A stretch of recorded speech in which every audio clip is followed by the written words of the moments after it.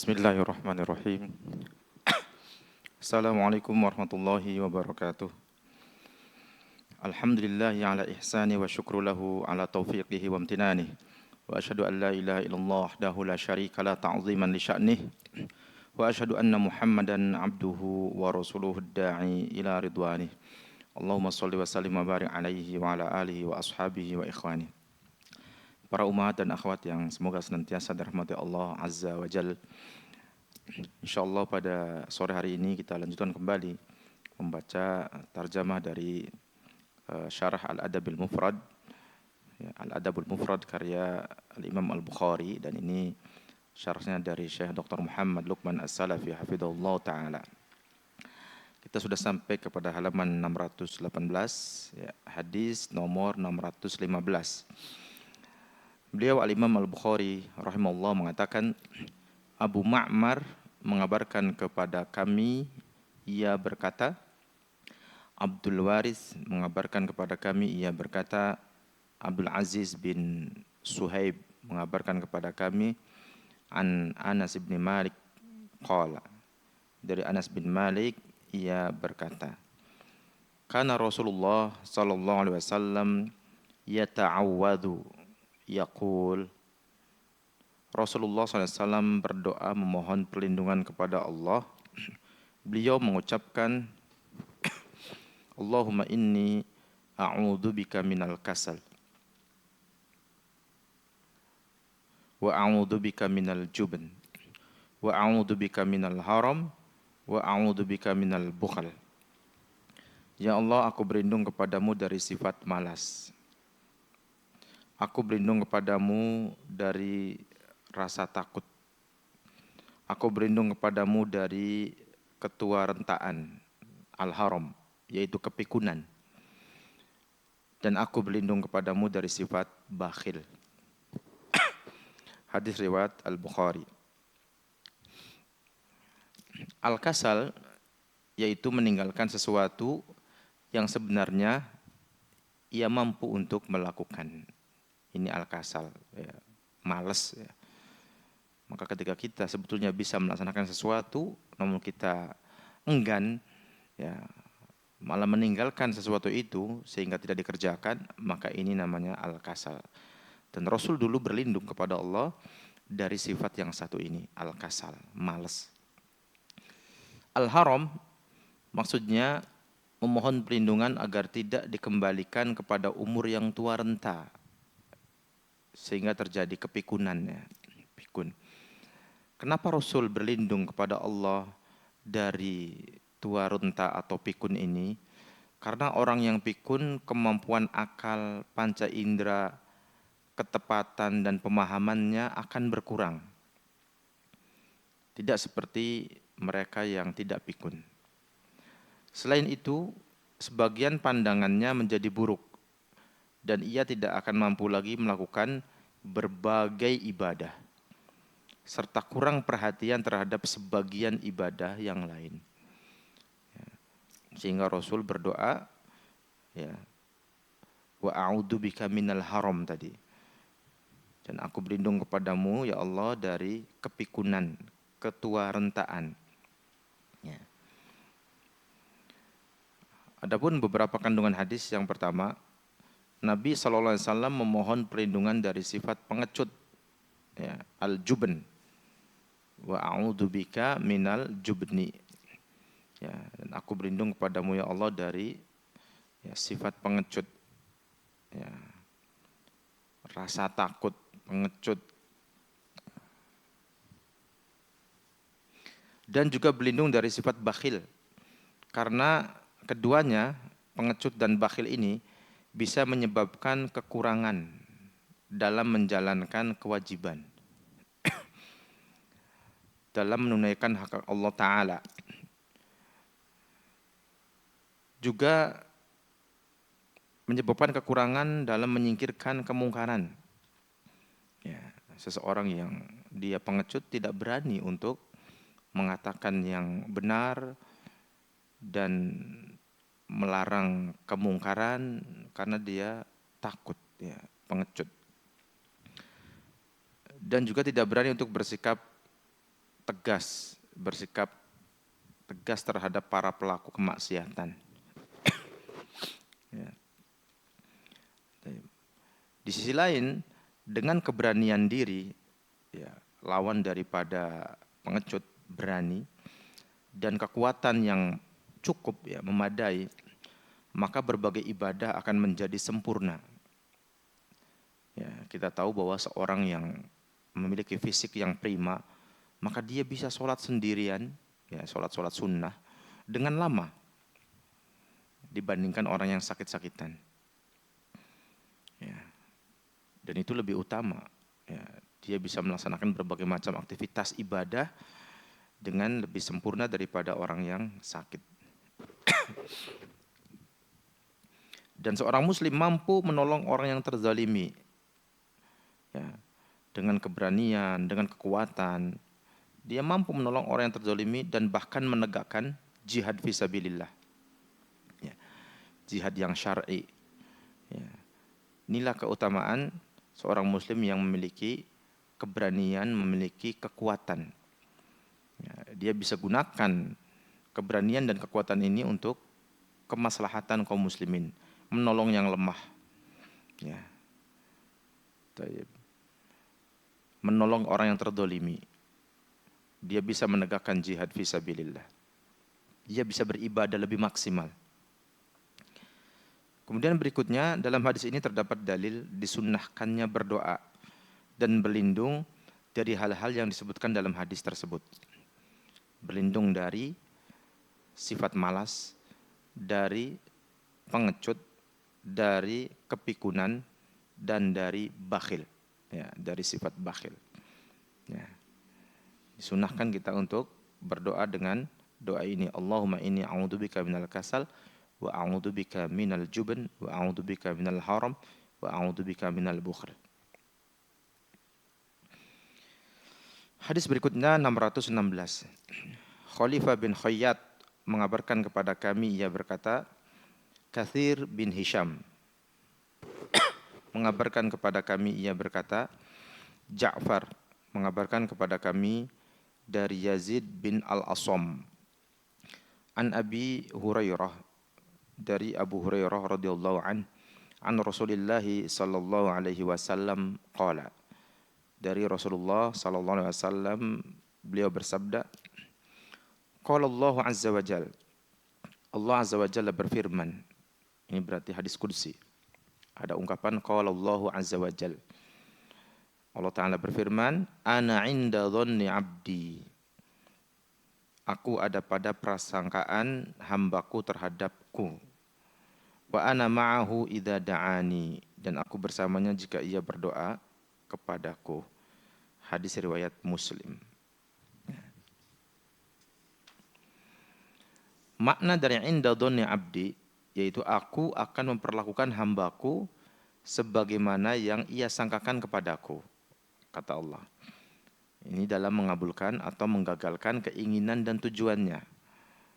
Maka husnuzon kepada Allah ini, ya, harus dijaga. Ya.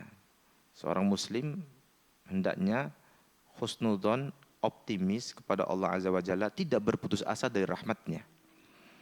Ya, terus berdoa. Ya.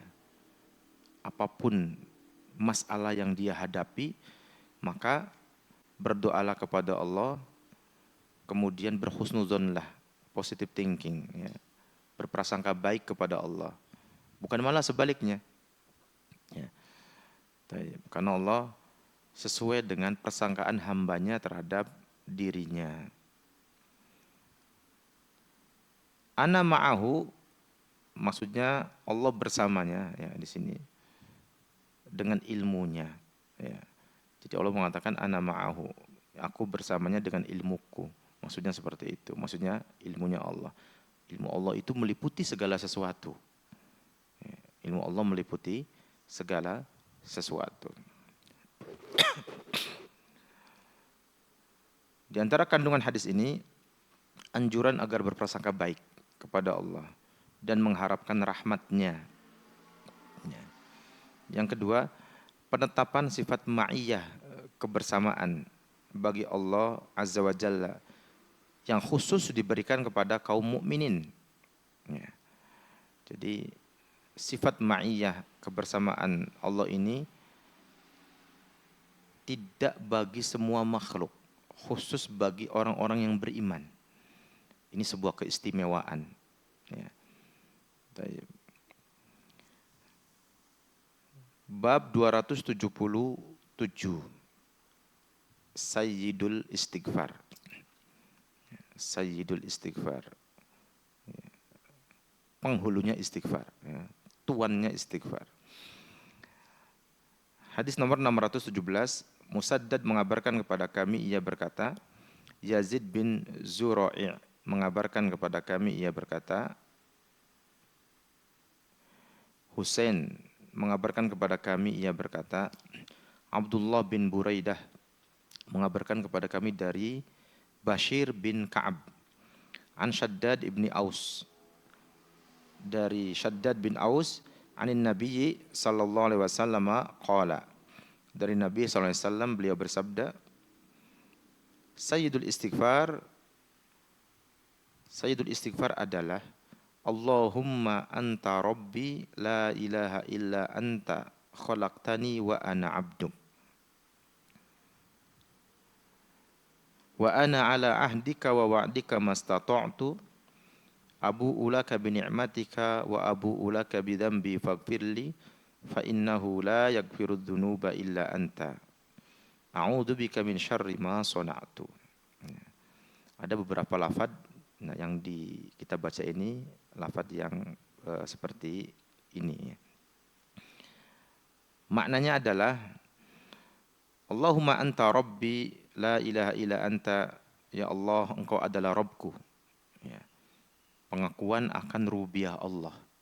Allah yang menciptakan, menghidupkan, mematikan semuanya. Allah yang mengatur alam semesta. Allahumma anta rabbi, ya Allah engkau adalah Rabbku. La ilaha illa anta, ya. Tidak ada ilah yang berhak diibadahi dengan benar kecuali Allah. Ya, ini adalah pengakuan akan uluhiyah Allah Azza wa Jalla. Allah adalah satu-satunya Tuhan yang berhak diibadahi. Ya. Kalau kita menanamkan tauhid kepada anak-anak kita, jangan sampai mandek pada rububiyah Allah saja. Nak, ketahuilah yang menciptakan bukit-bukit yang indah itu, gunung-gunung itu, langit dan bumi adalah Allah. Itu bagus, tetapi jangan berhenti sampai di situ. Lanjutkan, oleh karenanya, karena semuanya ini yang menciptakan Allah, maka engkau harus beribadah hanya kepadanya, hanya kepada Allah. Tidak boleh engkau menyekutukan Allah.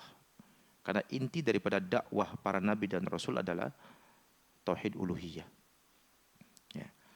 Sehingga kita pahamkan kepada anak-anak kita, ya, makna daripada la ilaha illallah. Tidak ada Tuhan yang berhak diibadahi dengan benar kecuali Allah. Berarti jika ada hal lain yang diibadahi selain Allah, berarti itu batil, tidak benar, salah, syirik. Baik. Kemudian lanjutannya, khalaqtani wa ana abduk. Ya. Engkau telah menciptakan aku dan aku adalah hambamu. Ini sebuah pengakuan. Engkau ya Allah telah menciptakan aku dan aku adalah hambamu. Wa ana ala ahdika wa wa'dika mastata'tu. Aku berada di atas perjanjianmu dan janjimu semampuku. Ya. Perjanjian untuk beriman, ya, untuk beribadah kepada Allah. Ya. Abu'u laka bi ni'matika wa abu'u laka bi dzambi. Aku mengakui nikmatmu kepadaku dan aku mengakui dosaku kepadamu. Ya.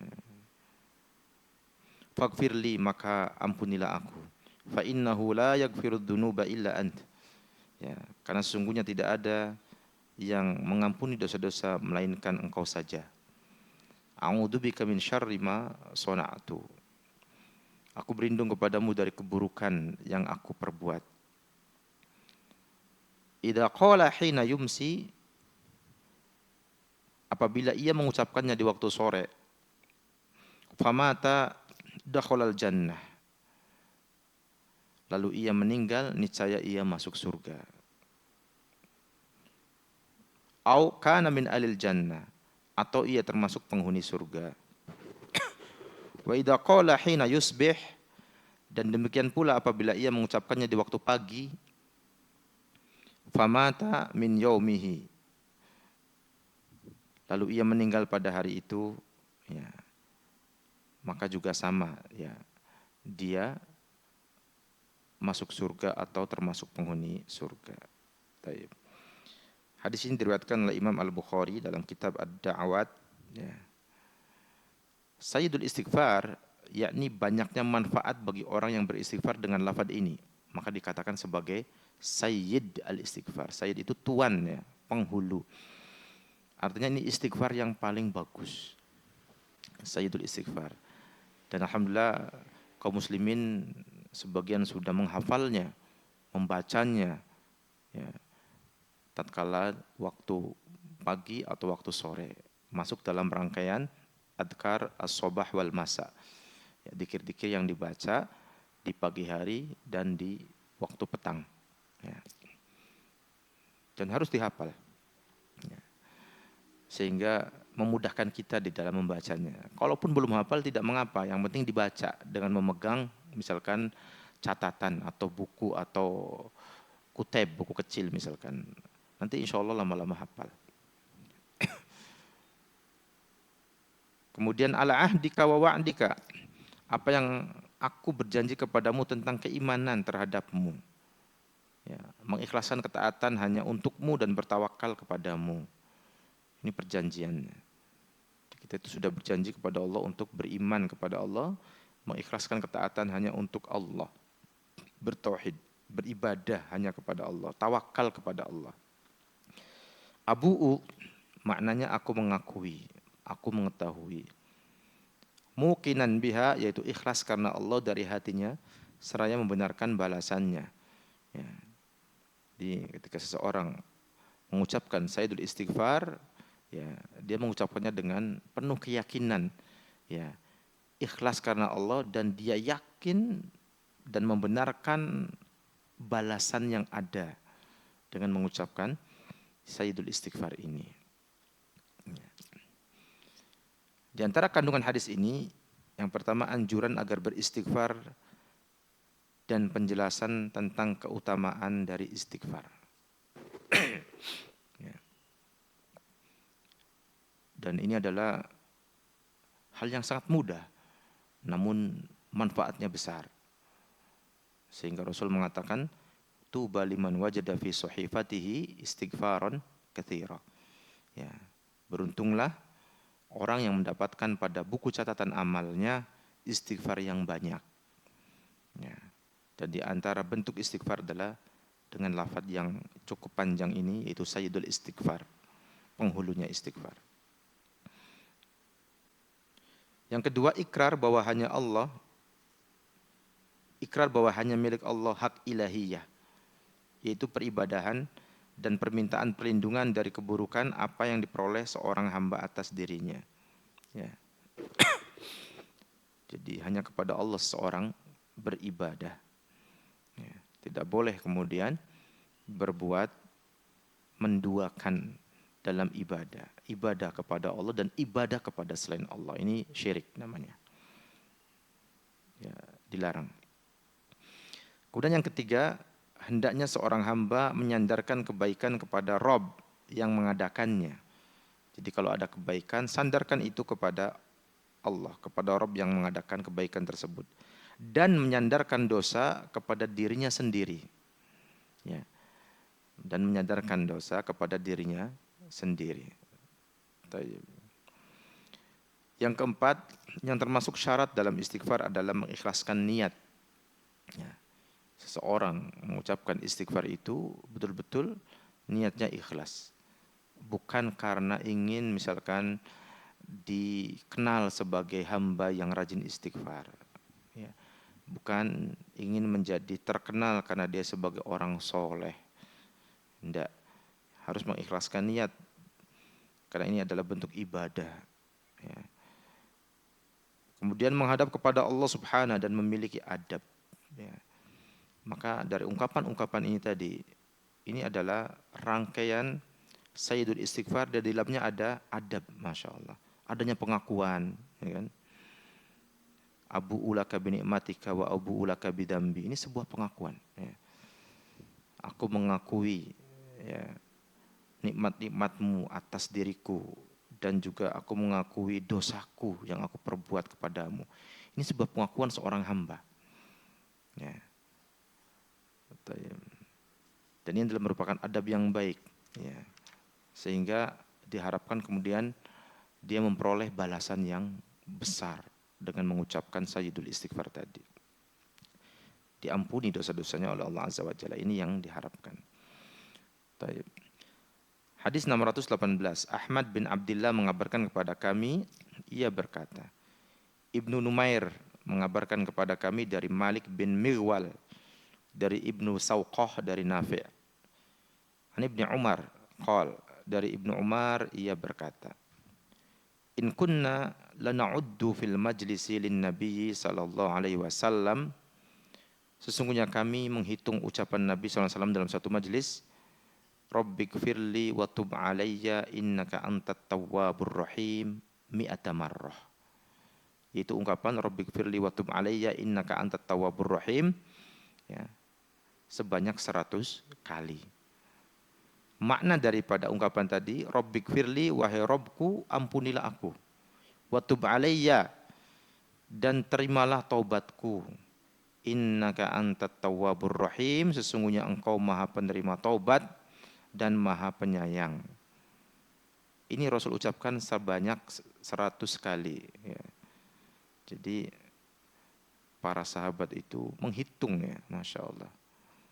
Ya, berarti kedengaran oleh para sahabat. Ya, tentunya tidak terlalu keras, ya. Baik. Inilah permohonan ampunan yang Rasulullah SAW ucapkan, ya. Dan ungkapan taubat Rasul kepada Allah, ya, dalam sebuah majelis itu dihitung sampai berapa? 100 kali. Ini dihafal nih, bagus sekali. Rabbighfirli wa tub alayya innaka antat tawwabur rahim. Ya, perbanyak membaca ungkapan-ungkapan yang indah ini. Ya, insya Allah akan banyak manfaatnya bagi kita, kebaikan di dunia dan juga di akhirat. Kita meniru uswah hasanah kita Rasulullah SAW. Ini ucapannya, Rabbighfirli wa tub alayya innaka antat tawwabur rahim. Hadis ini sahih, diriwayatkan oleh Imam An-Nasa'i. Ya. Tayyib. Rabbighfirli termasuk istighfarnya para nabi. Mereka memperbanyak ucapan istighfar untuk menunjukkan peribadahan dan sebagai pengakuan atas kelemahan dan kekurangan mereka dalam menunaikan hak-hak Sang Khalik yang diwajibkan kepada mereka. Ya. Coba kita renungkan. Rabbighfirli ini adalah istighfarnya para nabi. Mereka para nabi mengucapkan istighfar untuk menunjukkan peribadahan dan sebagai pengakuan atas lemah dan kurangnya mereka dalam menunaikan hak-hak Allah yang diwajibkan kepada mereka para nabi. Lalu bagaimana dengan kita? Ya, jika para nabi mengakui hal ini, ya, mengakui kelemahan dan kekurangan dalam menunaikan hak Allah yang diwajibkan atas mereka, yaitu ibadah. Kita yang bukan para nabi ini mestinya lebih lagi untuk mengakui itu, sehingga ungkapan Rabbighfirli ini lebih banyak lagi mestinya. Ya, jika para nabi saja demikian, ya, kita harusnya lebih daripada itu. Ya. Namun terkadang kita ini baru sholat sunnah sedikit, baru tahajud sekali langsung terasa sudah mantap, ya. Terasa sudah perfect, ternyata terasa sudah apa? Sudah melaksanakan hak-hak Allah dengan sempurna. Padahal baru sekali itu, kan gitu. Coba kita renungkan bagaimana para nabi dengan ibadah mereka yang luar biasa. Mereka mengakui kekurangan, ya, kelemahan di dalam menunaikan hak Allah dalam ibadah tersebut. Wa tub alayya, cegahlah aku dari dosa dengan rahmat. Ini salah satu maknanya. Wa tub alayya, cegahlah aku dari dosa dengan rahmat-Mu ya Allah. Bimbinglah aku untuk bertobat. Ya, atau juga bermakna wa tub alayya ini terimalah tobatku. Jadi ada beberapa makna di situ. Cegahlah aku dari dosa dengan rahmat-Mu, bimbinglah aku untuk bertobat, atau terimalah tobatku. Dan semua makna itu, Masya Allah, makna yang indah. Ya. Makanya Nabi mengucapkan sampai 100 kali. Rabbighfirli wa tub alayya innaka antat tawwabur rahim. Rabbighfirli wa tub alayya innaka antat tawwabur rahim. Subhanallah, ini perlu kita amalkan. Adapun kandungan hadis ini, Nabi SAW banyak melakukan istighfar dan taubat kepada Allah sebagai bentuk syukur atas banyaknya nikmat yang tidak terhitung yang Allah limpahkan kepada beliau SAW. Dan di antara nikmat agung yang Allah berikan kepada Rasulullah SAW adalah nikmat ar-risalah, ya, nikmat kerasulan, nikmat an-nubuwah, kenabian. Jadi Allah memilih Muhammad sebagai Rasul terakhir, sebagai Nabi terakhir. Tidak ada Nabi dan Rasul setelah beliau SAW. Ya. Ya. Allah tidak memilih kita, ya. Tidak memilih orang lain. Allah memilih Nabi Muhammad SAW sebagai manusia, seseorang yang cocok mengemban risalah yang berat ini, risalah Islam. Itu nikmat yang besar yang Allah anugerahkan kepada Rasulullah SAW. Dan banyak nikmat-nikmat yang lainnya tentunya. Ya. Nah, hadis 619, Muhammad bin As-Sabbah mengabarkan kepada kami, ia berkata, Khalid bin Abdullah mengabarkan kepada kami dari Husain, dari Hilal bin Yasaf, dari Zadan. An Aisyah radhiyallahu anha qalat, dari Aisyah radhiyallahu anha ia berkata, shalla Rasulullah sallallahu alaihi wasallam ad-duha. Rasulullah sallallahu alaihi wasallam mengerjakan salat duha, tsumma qala, kemudian beliau berkata, Allahumma gfirli wa tub alayya innaka antat tawwabur rahim. Ya. Hatta qalaha mi'ata marrah. Ya, jadi Rasul salat duha, kemudian Rasul mengucapkan doa tadi, Allahumma gfirli, ya Allah, ampunilah aku, wa tub alayya, dan terimalah tobatku, innaka antat tawwabur rahim, sesungguhnya engkau maha penerima tobat lagi maha penyayang. Ya, hatta qalaha mi'ata marrah, sampai beliau mengucapkannya 100 kali. Ya. Hadis riwayat Al-Bukhari, ya, dalam kitab Ad-Da'awat. Masya Allah. Ya, jadi ini kalau tadi di majlis Rabbighfirli wa tub alayya innaka antat tawwabur rahim, kalau yang hadis ini tadi setelah sholat duha, ya. Ya. Atau ketika sholat duha, ya. Intinya apa? Ini banyak dibaca oleh Rasulullah SAW. Ya. Sehingga kita mengikuti jejak beliau SAW. Kita ucapkan doa ini, ya, kita hafalkan, kita pahami maknanya. Kita pahami maknanya. Ini dzikir dan doa yang sangat bagus, ya.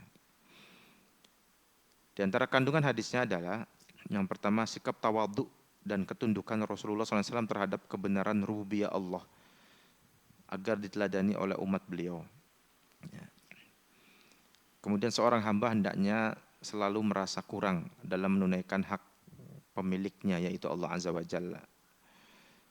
Seperti yang tadi kita ucapkan, bahwa jangan sampai kita baru melaksanakan sholat tahajud sekali merasa sudah sempurna menunaikan hak Allah. Tidak, bahkan kita hendaknya apa? Merasa kurang dalam menunaikan hak Allah, yaitu peribadatan. Ya, sholat kita, ya, kemudian ibadah-ibadah yang lainnya, ya, sehingga kita selalu senantiasa semangat dengan izin Allah. Ya. Karena perasaan puas itu ketika kita sudah beribadah, misalkan kemudian puas, itu khawatirnya malah membuat malas. Ya, sehingga kita setelah itu merasa saya sudah melaksanakan kewajiban A, kewajiban B, kewajiban C. Habis itu sudah, merasa sudah melaksanakannya. Padahal sikap yang terbaik adalah seorang hamba hendaknya selalu merasa kurang dalam menunaikan hak Allah, yaitu ibadah. Ya. Dan selalu senantiasa meminta kepada Allah agar dikuatkan di dalam melaksanakan ibadah kepadanya. Ya. Dan jangan sampai berhenti dalam beribadah. Wa'bud rabbak hatta ya'tiyakal yaqin. Dan sembahlah, beribadahlah kepada Tuhanmu sampai keyakinan menjemputmu, yaitu kematian. Hadis 620. Abu Ma'mar mengabarkan kepada kami, ia berkata, Abdul Waris mengabarkan kepada kami, ia berkata, Husain mengabarkan kepada kami, ia berkata, Abdullah bin Buraidah mengabarkan kepada kami, ia berkata, Bashir bin Ka'ab al-Adawi mengabarkan kepadaku, ia berkata, Haddatsani Shaddad ibnu Aus. Shaddad bin Aus mengabarkan kepadaku, anin Nabi sallallahu alaihi wasallam. Dari Nabi sallallahu alaihi wasallam qala, beliau bersabda, Sayyidul istighfar adalah an yakul, hendaknya seseorang mengatakan, Allahumma anta rabbi la ilaha illa anta khalaqtani wa ana abduk wa ana ala ahdika wa wa'dika mastata'tu a'udzu bika min syarri ma sana'tu abu'u laka bi ni'matika wa abu'u laka bi dzambi faghfirli fa innahu la yaghfiru dzunuba illa anta. Ya. Ya. Allahumma anta rabbi, ya Allah, Engkau adalah Rabbku, Engkau adalah Tuhanku. La ilaha illa anta, tidak ada Tuhan yang berhak diibadahi dengan benar kecuali Engkau. Khalaqtani wa ana abduk, Engkau telah menciptakanku dan aku adalah hambamu. Wa ana ala ahdika wa wa'dika mastata'tu, dan aku di atas perjanjian kepadamu dan di atas janjimu ya semampuku. A'udzu bika min syarri ma sana'tu, aku berlindung kepadamu dari keburukan yang aku perbuat. Abu'u laka bi ni'matik, aku mengakui nikmatmu darimu atasku. Wa abu'u laka bi dzambi, dan aku juga mengakui dosaku kepadamu. Faghfirli, maka ampunilah aku. Fa innahu la yaghfiru dzunuba illa anta, karena sesungguhnya tidak ada yang mengampuni dosa-dosa kecuali Engkau. Qala, kemudian beliau bersabda, man qala minan nahar muqinan biha famata min yaumihi qabla an yumsiya fahuwa min al-jannah. Kata Rasul, barang siapa yang mengucapkan Sayyidul Istighfar tadi, ya, yaitu di waktu siang, ya, mukinan biha, dengan meyakini hal tersebut, ya, mengucapkannya dengan ikhlas dan membenarkan akan balasan yang ada dari balik ungkapan tersebut. Kemudian dia mati pada hari tersebut sebelum sore, ya, maka dia termasuk penduduk surga.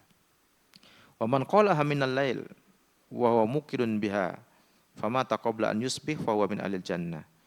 Begitupun barang siapa yang mengucapkannya, ya, di awal malam, ya, sore maksudnya, dan dia meyakini dengan ungkapan tersebut, mengucapkannya dengan ikhlas, mengharapkan pahala dari Allah dan membenarkan pahala di balik ucapan tersebut, kemudian dia mati sebelum pagi hari, maka dia juga termasuk penduduk surga. Ya.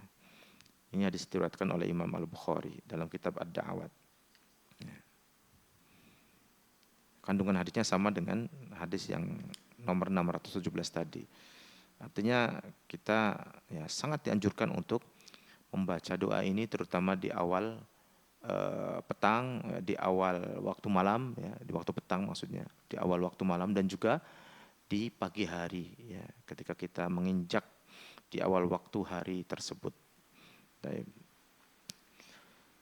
Hadis 621, Hafiz mengabarkan kepada kami, ia berkata, Syu'bah mengabarkan kepada kami dari Amr bin Murrah an Abi Burdah, dari Abu Burdah, sami'tu al-Aghar, ya, aku mendengar al-Aghar, rajulun min Juhainah, yaitu seseorang dari Bani Juhainah, yuhaddisu Abdullah ibni Umar, qala, menceritakan hadis kepada Abdullah bin Umar, ia berkata, sami'tun nabiyya sallallahu alaihi wasallam yaqul, aku mendengar Nabi sallallahu alaihi wasallam bersabda, tubu ilallah,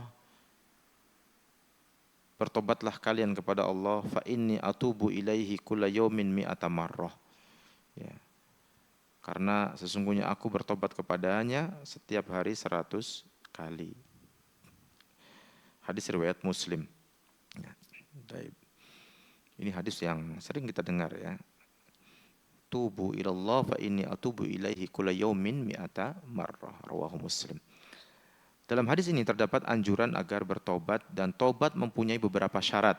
Ini sudah juga maklum insyaallah. Yang pertama, di antara syarat tobat ini diterima, yang pertama berhenti dari kemaksiatan yang dilakukan.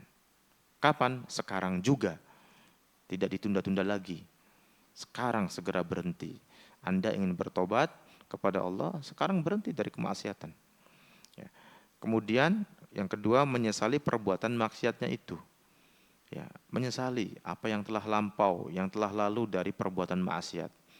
Jadi tumbuhkan rasa menyesal itu. Ini adalah sikap yang jujur ketika seseorang bertobat, ada penyesalan. Ya. Kemudian yang ketiga, di antara syarat tobat, bertekad kuat untuk tidak mengulanginya lagi di masa yang akan datang. Ya. Kapan di masa yang akan datang? Ya setelah sekarang. Ya. Masa yang akan datang itu setelah kita ngomong ini ya, sudah berarti di masa yang akan datang. Jadi ketika kita bertekad untuk bertobat, berarti setelah kita mengungkapkan tadi ya, itu sudah masuk masa yang akan datang. Artinya apa? 3 hal ini, berhenti dari kemaksiatan sekarang juga, menyesali perbuatan maksiat di masa lalu, dan bertekad kuat untuk tidak mengulangi kemaksiatan di masa yang akan datang, itu harus ada dalam diri seseorang yang bertobat. Sehingga tobatnya disebut dengan tobatan nasuh. Ya, tobat yang murni. Tobat yang benar-benar. Ya. Dan ingat di sini yang ketiga tadi, bertekad kuat untuk tidak mengulanginya lagi. Artinya apa? Ada niatan, ada tekad yang kuat untuk tidak mengulangi kemaksiatan itu. Bukan, kata-katanya bukan apa? Tidak mengulangi kemaksiatan itu di masa yang akan datang. Enggak. Kalau tidak mengulangi, ini susah. Kenapa? Karena manusia itu tidak terjaga dari dosa. Ya. Bisa saja dia mengulangi lagi, karena mungkin sebuah kelalaian. Ya. Sikap ghaflah, lalai. Kemudian dia mengikuti hawa nafsu, terjerumus lagi kepada dosa yang sama. Nah, itu berbeda ya. Jadi tekad yang kuat. Ya, tekad yang kuat untuk tidak mengulanginya lagi. Adapun kemudian di kemudian hari ternyata terjerumus lagi karena sebuah hal, segera dia bertobat lagi. Seperti itu. Dan itu Allah menyukainya ketika ada seorang hamba terjerumus kepada kemaksiatan, dia istighfar, dia bertobat segera, maka Allah menyukai hal tersebut. Dan ini adalah ciri orang yang soleh. Orang yang soleh itu bukan orang yang tidak pernah berbuat dosa, tetapi orang yang ketika berbuat dosa langsung dia takut kepada Allah, langsung dia beristighfar, bertobat kepada Allah. Demikian. Hadis 622. Ahmad bin Yunus mengabarkan kepada kami, ia berkata, Zuhair mengabarkan kepada kami, ia berkata, Mansur mengabarkan kepada kami dari Al-Hakam, dari Abdurrahman bin Abi Layla, an Ka'b bin Ujrah qal, dari Ka'b bin Ujrah ia berkata, mu'aqqibatun la yakhibu qailuhunna, wirid yang tidak akan mengecewakan orang yang mengucapkannya adalah subhanallah walhamdulillah wala ilaha illallah wallahu akbar mi'ata marrah. Jadi wirid yang tidak akan mengecewakan orang yang mengucapkannya adalah subhanallah, maha suci Allah, walhamdulillah, dan segala puji hanya bagi Allah, wala ilaha illallah, tidak ada yang berhak diibadahi dengan benar kecuali Allah, wallahu akbar, dan Allah maha besar. Ini dibaca 100 kali.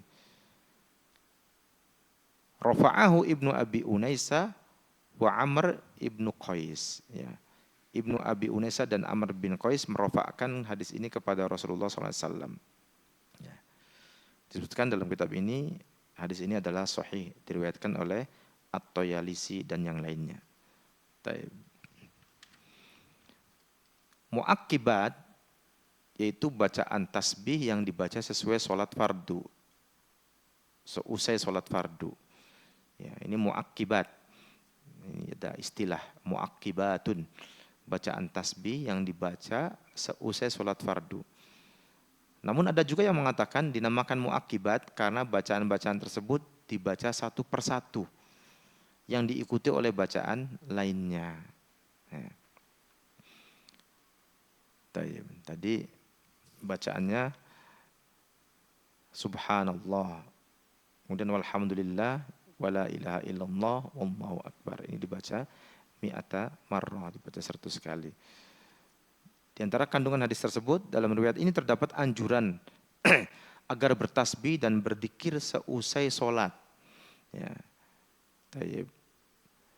Dinamakan muakibat, ya, karena bacaan ini tadi dibaca seusai sholat fardu. Di sini disebutkan ada 3 macam zikir setelah sholat, yakni yang pertama 100 kali dibagi menjadi 3 bagian, yaitu tasbih, ya, subhanallah, ya, dibaca 33 kali. Tahmid, itu alhamdulillah, dibaca 33 kali. Dan takbir, Allahu Akbar, ya, dibaca 33 kali. Dan ditambah 1 kali takbir sehingga genap 100 kali. Kemudian yang kedua, seperti bacaan di atas, tetapi ditambah dengan kalimat tauhid sehingga genap 100. Ya. Kalimat tauhid tadi apa? La ilaha illallah. Kemudian yang ketiga, 100 dibagi menjadi 4 bagian. Dan bagian keempat adalah bacaan la ilaha illallah. Jadi di situ disebutkan 3 macam zikir setelah sholat tadi. Ya. Maka sesibuk apapun seorang muslim, jangan terburu-buru kalau setelah sholat itu jangan langsung pergi. Ya. Baca zikir dulu. Ya. Istighfar dulu 3 kali, baca zikir-zikir yang disebut sebagai mu'akibat. Itu bacaan zikir yang dibaca setelah selesai sholat fardu. Kalaupun harus segera bangkit dari duduk setelah sholat untuk melaksanakan sebuah hal yang mungkin sangat mendesak, ya tetap lisannya mengucapkan zikir-zikir tadi. Ya, namun jika tidak terlalu mendesak, ya berilah waktu untuk berzikir, barang sejenak, insya Allah nggak lama. Ya, 5 menit saya pikir cukup ya. Zikir. Nah, intinya jangan lupakan muakibat ini, ya. Dikir-dikir yang dibaca setelah sholat fardu, ya. Dan jangan langsung berdoa, ya. Ini sebagian kaum muslimin habis sholat langsung angkat tangannya doa. Ini enggak nyunnah, ya. Enggak sesuai tuntunan Nabi.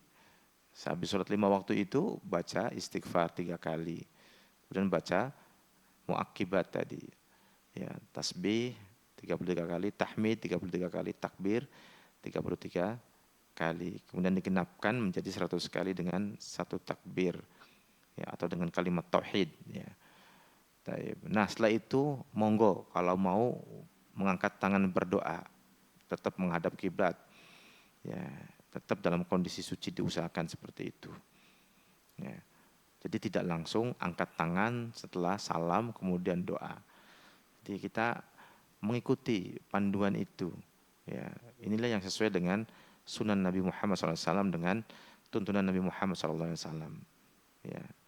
Nah, sebagian orang awam tidak, ya. Selesai sholat langsung angkat tangannya, komat kamit, habis itu langsung bubar pergi. Lah, dikirnya kapan, ya? Ya. Istighfarnya kapan itu? Itu aja doanya mungkin enggak terlalu khusyuk, ya. Buru-buru langsung pergi. Nah, inilah kita perlu banyak belajar bagaimana tata cara zikir, ya, tata cara berdoa, ya, bagaimana setelah sholat 5 waktu apa yang harus dilaksanakan. Dan tidak juga setelah sholat 5 waktu kemudian langsung sholat sunnah. Nih, ada sebagian orang ini setelah sholat 5 waktu langsung bangkit lagi.